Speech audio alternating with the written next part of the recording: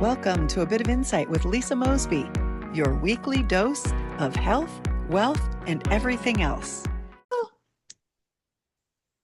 What if the deepest wound of your past could become the very tools Yahweh uses to bring healing and hope to others? Today's guest knows what it means to walk through darkness and discover freedom on the other side. Hey, everybody, welcome. I'm Lisa Mosbey, the host of A Bit of Insight. Grab your coffee because we're going to get into a deep conversation. Jennifer Flaherty, she's the founder and visionary of Hope for the Brave, and that's an organization with a bold mission to end generational violence, one person at a time. Jennifer's life is a story of resilience, redemption, and radical faith, from surviving childhood sexual trauma and teenage pregnancy to enduring domestic violence and battling years of opioid addiction. Jennifer has walked through darkness that could have destroyed her, but in 2016, by Yahweh's grace, she broke free and has been sober ever since. Today, she pours her energy and heart into helping others find freedom, healing, and strength through the gospel. With a 3-tiered program rooted in faith and no government funding, Hope for the Brave is a ministry on a mission to break cycles of pain and replace them with hope, courage, and new life. Jennifer, welcome to my podcast. So thank you. Thank you so much for being with me today. Thank you so much for having me. I appreciate such a warm introduction. Oh, It makes yeah. me feel special. Yes, we just met a couple of weeks ago, and the minute I met her, I grabbed her hand and I said, "Let's have a conversation that I want to share what you're doing with my audience, because it's, we don't see a lot of miracles, or maybe we do see a lot of miracles, but to me, it is a miraculous story. And I know you're going to share big chunks of it today, to just really hopefully give people hope. I mean, that is what you do, is give people hope. And you said that Yahweh used your story to equip you for ministry. So the people that are walking through the tough stuff right now, this story is happening for a reason. Your story is unfolding for a reason. And maybe it's to serve something greater. So I briefly touched on your story. I want you to go into the more powerful and deep impact that it has on who you are today. Where did all of this begin, and how did you see his hand in your journey? Sure. Yeah, thank you. Well, as a kid, like you kind of touched on, I was born to two 17-year-old generationally alcoholic parents. We lived on the east side of St. Paul. My dad was gone most of the time, and my mom worked night jobs to provide for us kids, me and my sister, because she didn't want to depend on the welfare system, and obviously she couldn't depend on my dad. During the summer times, we'd go up to my grandmother's house, and during those visits, just the kids would go up north on the White Earth Indian Reservation. And while we were at my grandmother's house, I was being molested by her husband. Molestation destroys a kid in an unimaginable way. And for me, it robbed me of my self-esteem. It took away my ability to trust and made me promiscuous at a young age. My promiscuity caused me to become pregnant at the age of 13, and I had an abortion.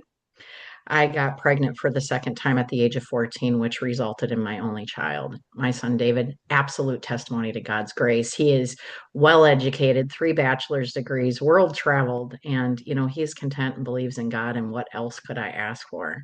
His father, however, had his own life of struggles, and he was an abusive man. And we were together for about 10 years until we split apart. And I thought that I would be better once we split apart, but I didn't take the time to heal from that. Healing is very, very important after you go through trauma. Mhm. Then, to add insult to injury, a couple of years before my son graduated from high school, I got into some car accidents and I hurt my back. And after physical therapy, water therapy, and radio frequency didn't work, I got handed opiates. And, to somebody who already liked to drink because it was genetic, those opiates, that was a demon of monstrous power that by all rights should have killed me and almost did. But I've been sober since 2016. After 2 failed treatment attempts, 2 DWIs, and many visits to the hospital for overdose and withdrawal and rehab and jail, tried one last time on the incessant begging of my mom, and been sober since 2016. And after that, my life soared. And really, that all of those things. Just like the book of James says, consider it pure joy, all the trials and tribulations, because it's going to build your perseverance and your faith. And all of it is used. Every single solitary piece of that I have been through, it's like a perfect puzzle. Everything has come together and it's all used for God's glory to allow me to help other people, you know? So that's the background. Do you want me to tell you what we do now? Yeah, we're going to get into that.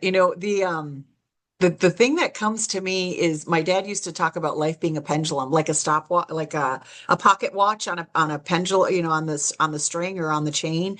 And when life swings this way to all the bad that's in the world, it can swing equally as far to the other direction for the good. So do you want your pendulum to be this big, or do you want your Right. pendulum to be this big? In order to have all that pure joy and bliss, there's going to be some lessons along the way. There's going to be some stuff that happens. And like you said, it's all used for our good. It all can be used for our good. Hope for the Brave has such a bold vision, ending generational violence, one person at a time. Like, just the words alone sound um, scary.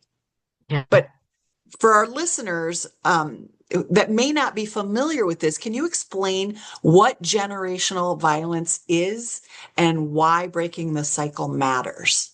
Absolutely. Thank you for asking such an important question. So, generational violence, traumas such as domestic violence, sexual violence, alcohol, and drug addiction, they usually carry from household generation to generation. So, a lot of times, the things that you are going through, it's you learned it in your own house. So what I mean by that is that a child's core values, I believe the age is 8. A child's core values are instituted in their head. They're learned in their head by the time they're 8 years old. And where are they until 8 years old? They're in your house. They are growing within the four walls that they live, right? And if you have a household that has alcoholism and drug addiction or sexual assault or domestic violence, any of those things, a child grows up viewing this as this is their normal. This is their view of what normal is. And then you go to, say, the kid goes to visit his friends, and in the friend's home, if you are living in an oppressed community, in the friend's home, they also are seeing this too. I mean, it only cements the idea that this is normal. And with the trauma that they endure themselves living in an unhealthy home, they're likely to repeat the cycle. So that is where you get the generational violence. That is where you get the alcoholic and drug addicted, that carries from generation to generation. That is what I see. That is what I believe. That is the case for my own life. And that is what I see in many, many lives of the people that we serve. So So to breaking that generational violence, what does that look like in practice? That's kind of your day-to-day task when you're working with young people and those experiences. What does that look like with those folks, those young people? Well, in my opinion, to Mhm. break it can't just mean one thing.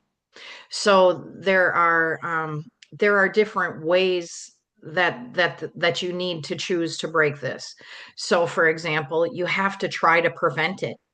So, preventing it means go in and show these kids that they are loved.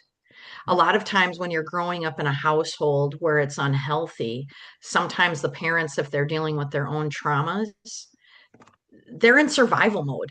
Yeah. Having been there myself, you're in survival mode.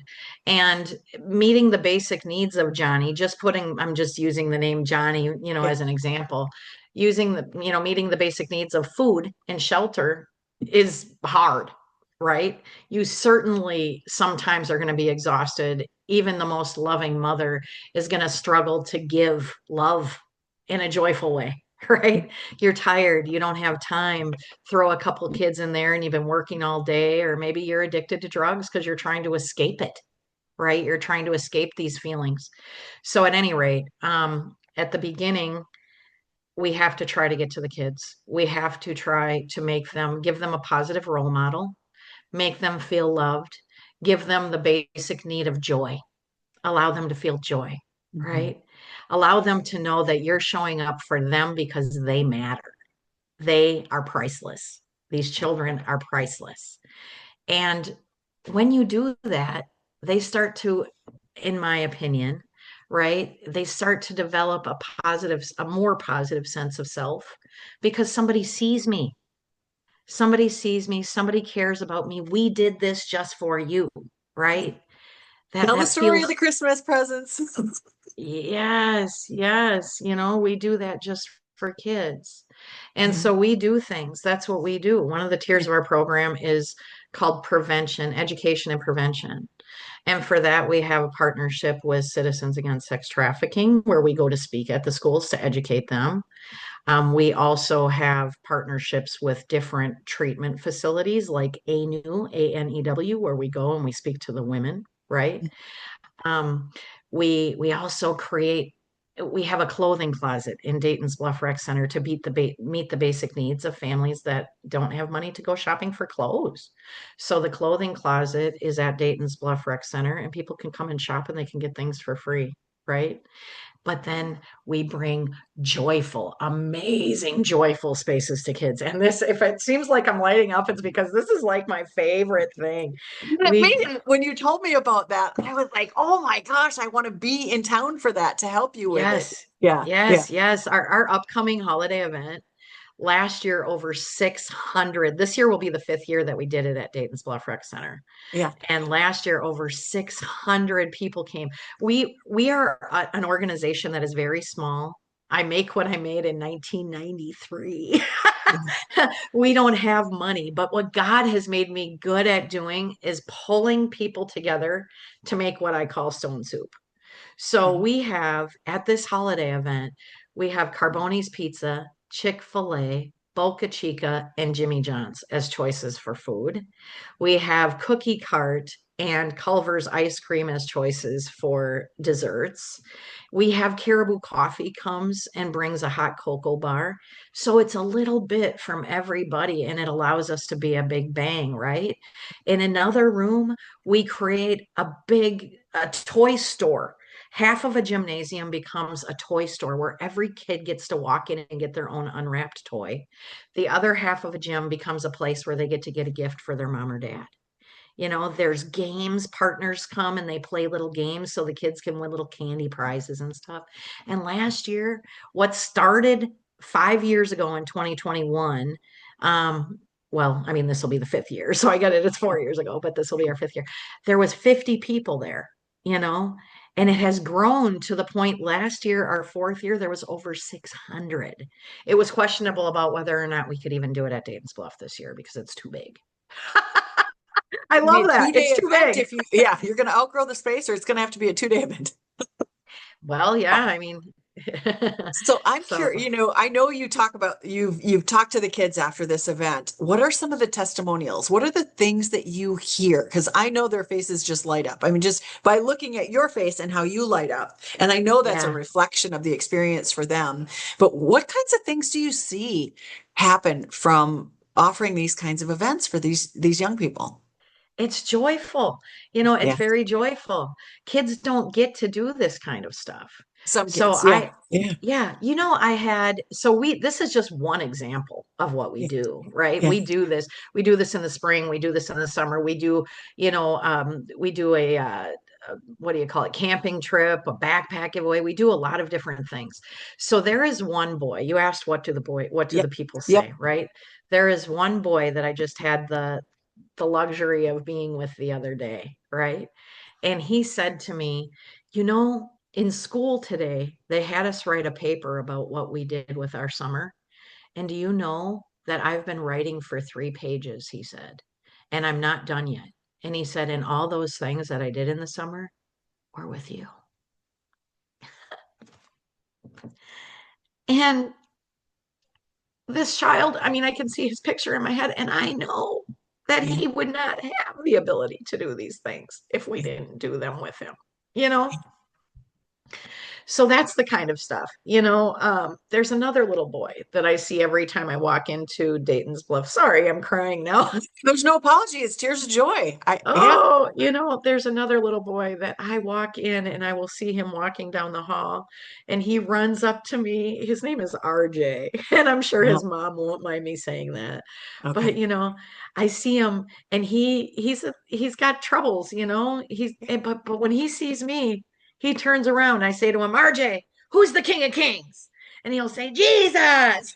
Oh my gosh. I mean, you make a difference. These kids, they they feel seen by you. They Yeah. feel loved by you. And Yeah. that's what they say, you know, they feel loved.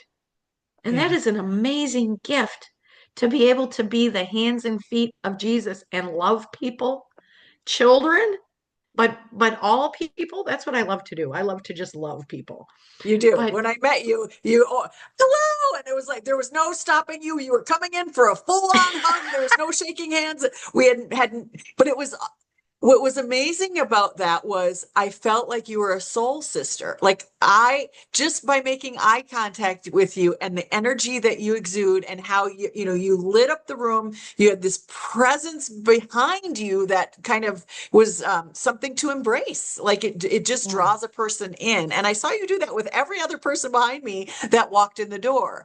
And yeah, that's how you exude joy, how you show up and project joy. And many people, have said that about me is like, no matter what's going on, you always have a smile on your face. And again, I can't help but quote my dad because he said, any day above ground is a good day. So why wouldn't I have a smile on my amen. face?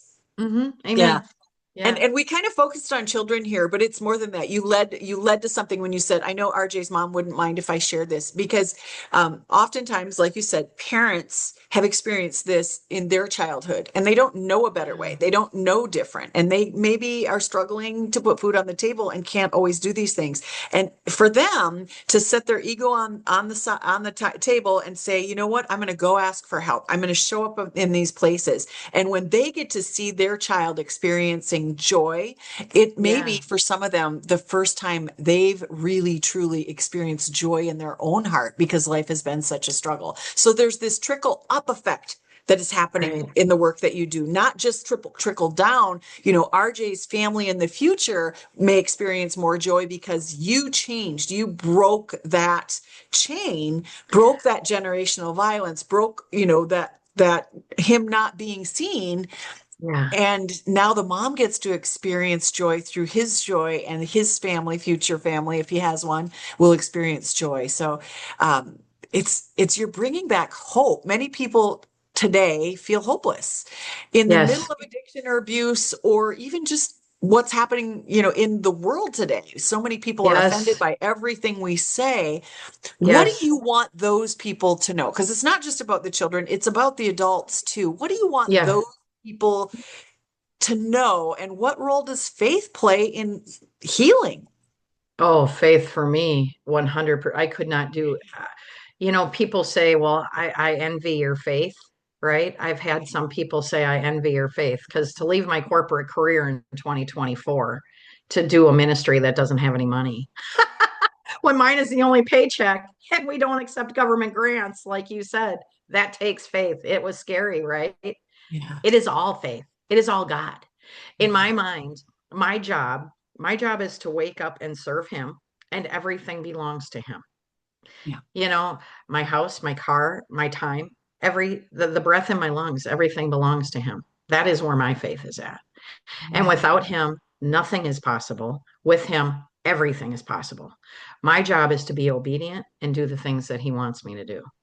And, as far as like you were talking about, you bring hope, that is what it was for RJ's mom. For RJ's mom, the hope was just she sees a fellow believer in that school. And sometimes I feel like that's the problem is we took God out of everything, and when you know that somebody is there, and they're praying and they're keeping this space in prayer where your children go, that makes a difference to people. That is the hope that they need, in my opinion, Hmm. right? And there's so many stories. There really are. There's so many stories of how we help people because we don't only help children, like Yeah. You know, I see we how it don't, affects the whole family. Yeah. right. Well, You talk, and go go ahead. ahead. No, Um, I wanted to jump back over. You mentioned the three-tier program, and I wanted to go a little bit deeper with that because there's probably people listening to this, listening to the stories, listening to the difference that you make and the fact that it needs funding. So I wanted to jump into like tell us more about the partnerships. How do you collaborate with other people? How do you receive contribution, donation? How do you fund these projects? Diving a little yeah. bit deeper into that three-tiered program that you've built. Yeah, well, thank you. The way that we are funded is by people, by individuals who want to be the hands and feet of Jesus with us. Mhm. And you can make donations at our website, hopeforbrave.org, HOPEFORBRAVE.org. We have not received, like I said, we will not receive ever any government funding. I don't want that. I view Hope for the Brave like a church where everybody comes together, all the believers come together to be the hands and feet of Jesus to serve the people. That is what I believe that we are supposed to do. Mhm. As far as the three-tiered program, like I said, one tier is education and prevention, and we talked about that. The other tier is support. You asked, how do you end generational violence? Well, you get to the kids before it starts and give them hope and love. Then if somebody is struggling and they come across your path and they want to change, but they just don't know how, that's when you provide support. And support means different things. I don't raise my hand and say that I do this online or any social media networks because we don't freely do it. I'm one human and I only accept referrals, if you will, from churches and partner organizations to help people because we are very, very financially and time wise limited because I am me, right? But support means sometimes ministering to women, sometimes women or men, not just women, men too, don't understand that what they are in is an unhealthy relationship. Sometimes they think it's a better idea to stay and keep the family together because they don't understand how the generational trauma happens, and they don't understand that they could be harming their kids by doing that. you know Sometimes separation is necessary until you can both be better versions of yourself, and then you can come back together. Sometimes you don't come back together. But support ministry to talk to people, and make them understand. Otherwise, sometimes people need referrals to get them into shelters, and we help people get into shelters if that's necessary. We also partner with housing stabilization organizations to help people get up on their feet too. The third tier of our program is healing for people who use abuse. And whether that means this kind of abuse or this kind of abuse, we can make referrals to get people into treatment facilities like Teen Challenge. And we can also make referrals. We are part of the Violence Free Minnesota network, and Violence Free Minnesota gives us a slew of resources to be able to refer out this kind of abuse help too. So that is how you stop it. You hit it before it starts and try to prevent it. You help the women and children and the men too. It is more shaming for a man to admit that he's being abused.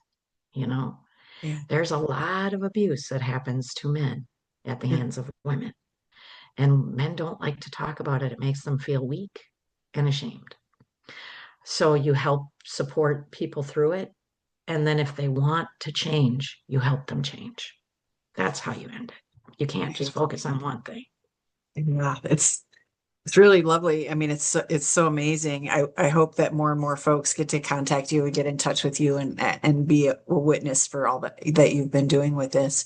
Government funding, do you want to comment on that? Why you choose not to open up and have government funding? Well, there's a lot of reasons why, actually. One is I want to do God's work, and I don't want to have someone else dictating how I can do that. Yeah. I don't want to be led by the government. I want to be led by Him. Yeah. I think it's I think it's important to always be led by Him. Yeah. And government funding also is unreliable. God's people aren't, right? Yeah. you know, when you have government funding, interesting that this conversation should come up today when there is a federal freeze, Yeah. right? Yeah. If I relied on government funding, maybe I wouldn't be able to do anything. There is in Hastings, there was one shelter, one domestic violence shelter. And if I understand correctly, they didn't get their OJP grant, and that caused them to get shut down. You know, I think that was in 2023, right? When you are reliant on the government, your steps are ordered by them. Mhm. When you rely on God, you listen to him and you rely on him, and it is a beautiful thing. You know, it was really scary at first. You know, I'm a single woman. I'm a Mhm. single woman, and there is no boyfriend, there is no husband. I take care of my mom. My mom lives with me. She Mhm. gets a very small Social Security check. Leaving corporate America on July 1st of 2024 was like, and then but I had a plan. You know, I was going to fundraise, I was going to do this, and I was going to do that, but every single thing I did didn't work.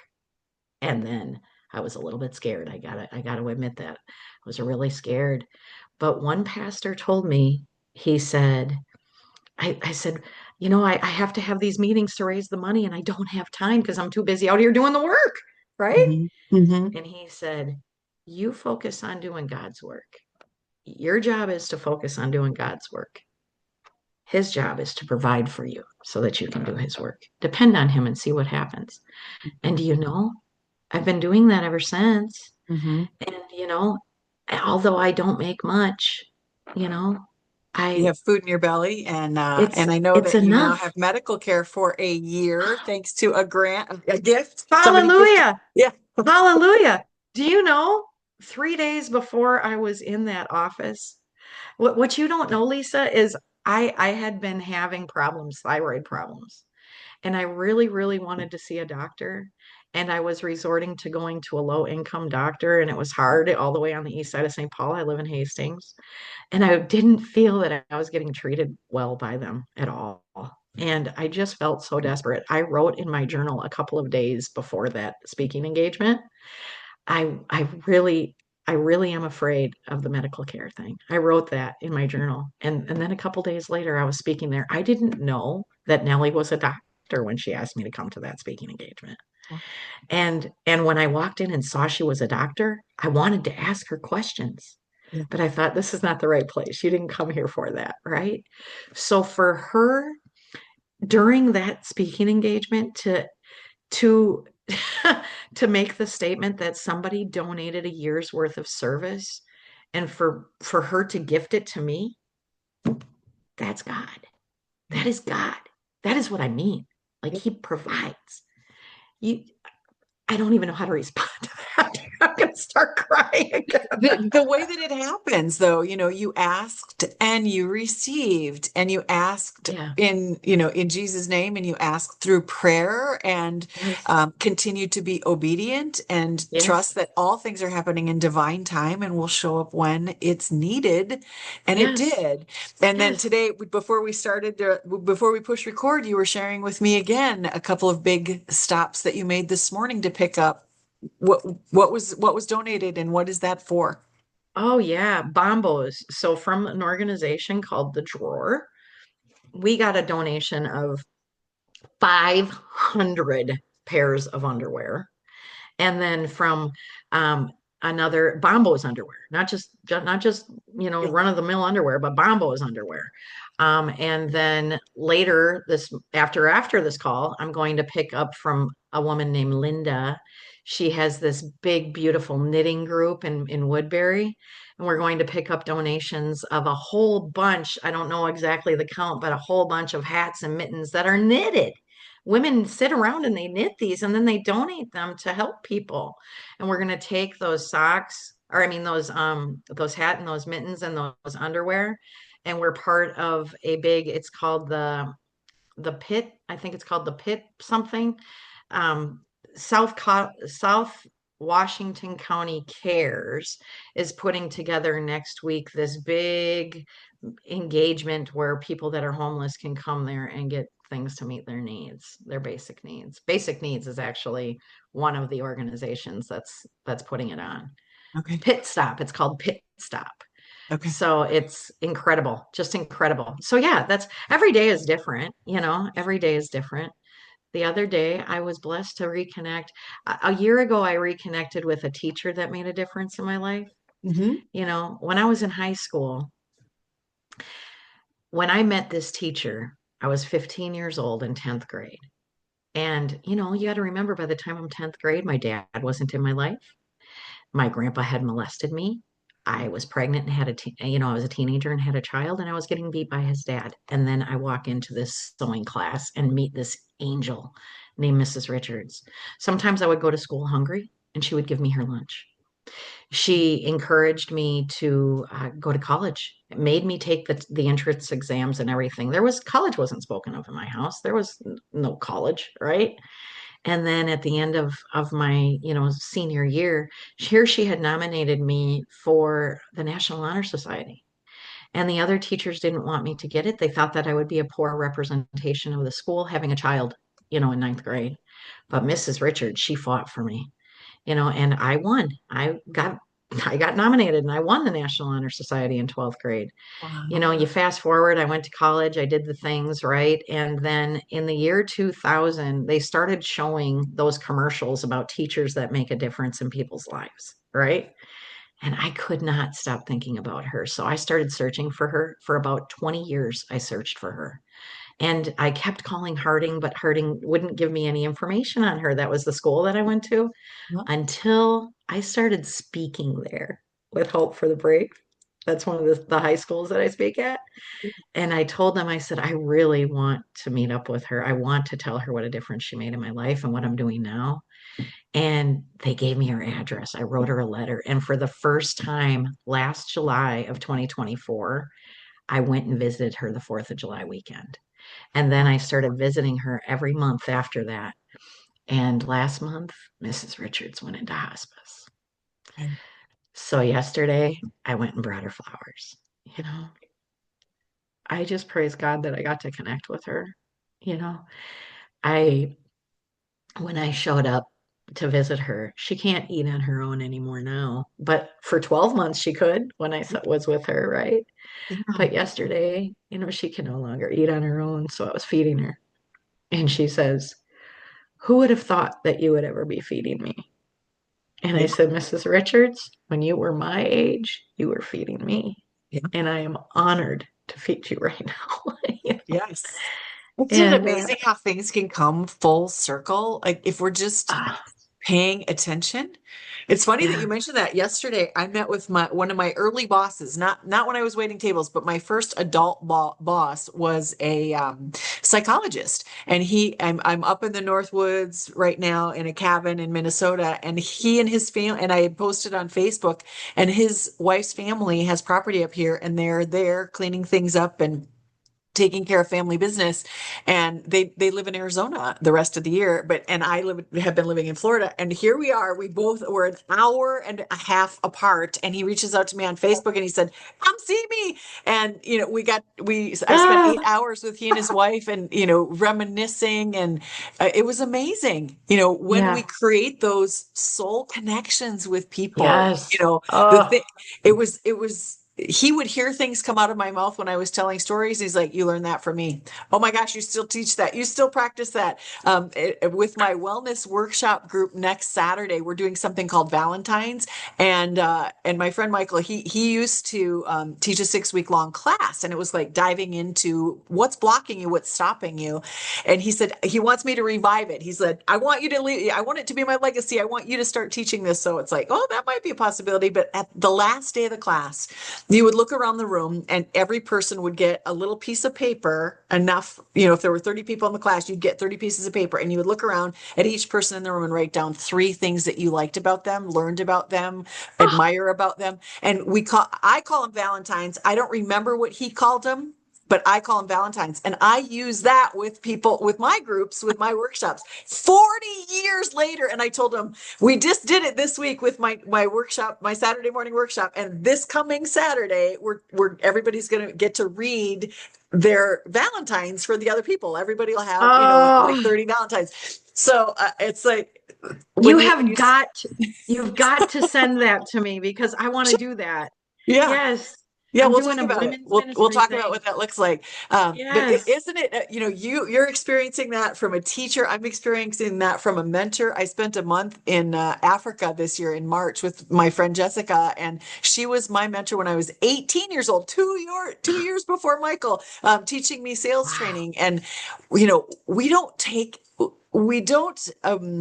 necessarily appreciate our relationships. To me, people go, I may not have a lot of money, but I have a lot of assets, and my assets are the people in my life. Those are the Hmm. people that have stayed with me, that have been there through thick and thin, and Yep. you can still reach out to them. Yes. Again, she had reached out to me on Facebook, and she knew that my mom and dad had both recently passed, and said, come stay with me in Africa. This is the cradle of humanity. This is where you will heal Oh, your grief, and I'll take care of you. And she did. She cooked for me. She took praise care of me. She God. made a beautiful bedroom up. And I mean, it was, yeah, you don't know where God's blessings are going to come from or who they're going to come through, but they're Yes. there if you're listening and Amen. watching and being vulnerable and maybe even surrendering. For me, a big part of it is surrendering to the struggles and asking for Yes. help if you need it. Yes. Yes. Because humbling yourself, right? Yeah, Humbling humbling. yourself.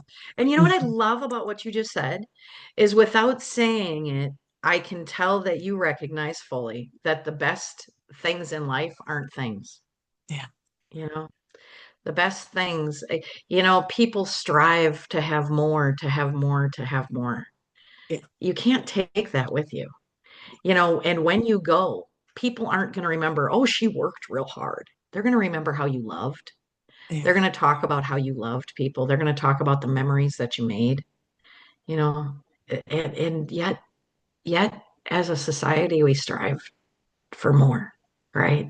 I yeah. want more of that. I want more of, if I die, when I die, because we all will, I want to be known for loving people well. Yeah. That's what I want to be known for, Yeah, I loving even put people that on my well. LinkedIn profile. I want to leave a legacy of love. It's the last thing on my LinkedIn profile about me. And I don't have a lot of Yeah. things because everything I own, I put in my car. After my mom and dad died, I sold the house and I gave away everything else that was in it from top to bottom. And if it doesn't fit in my car, it can't go with me. Now I don't have stress about stuff because every day I just spend time with people. I have an opportunity to just go drive an hour and a half to spend a day with somebody. The folks that I'm staying with here on Mille Lacs, again, also blessed me with this tiny little cabin where I could finish writing my book and making the edits and getting the revisions done. And I'm in God's Wow. country, looking out, this 6-foot window at Lake Mille Lacs is what I'm looking at over the top of this computer. And again, it's all blessings. So how we show up in the world, how we pour into other people can actually be poured into us when we're open to it. We can That's exactly receive. right. We don't always have to give. And I was a caregiver That's for right. a long time, caring for both parents full time. And it was really hard and it was really painful to grieve their loss. And there was this gaping hole in my life. And yet God has found a way to fill it with so much joy and so Yeah. much happiness that Yeah. I feel like sometimes I'm going to explode. Like I'm the Stay Puft Hmm. Marshmallow Man and I'm getting bigger and bigger and bigger and I'm just going to pop. Love that. I love Yeah. that. That's what I say about myself when I eat bread. I feel like I blow up like the Stay Puft Marshmallow Man. But you're right. To Yeah. me, serving it makes me feel so but Yeah. what you put out, it comes back. You are blessed. You Yeah. are blessed. Yeah. And you served. You helped your mom and your dad. You did all those things, and now it's coming back full circle. It God is. blesses you. I And love Yahweh. He really that's a whole nother talk. I could go on and on and on. I'm blessed. I'm blessed to be chosen. yeah. I would have never thought, if 10 years ago, when I was addicted to drugs, if you would have told me in 10 years, everything that you have been through that hurts you, everything that you're trying to mask, everything that you're afraid for people to find out about, you're going to speak those things loudly. And they're going to help. All of these experiences are going to be used because you're going to be used to help people. I would have told you were nuts. Yeah.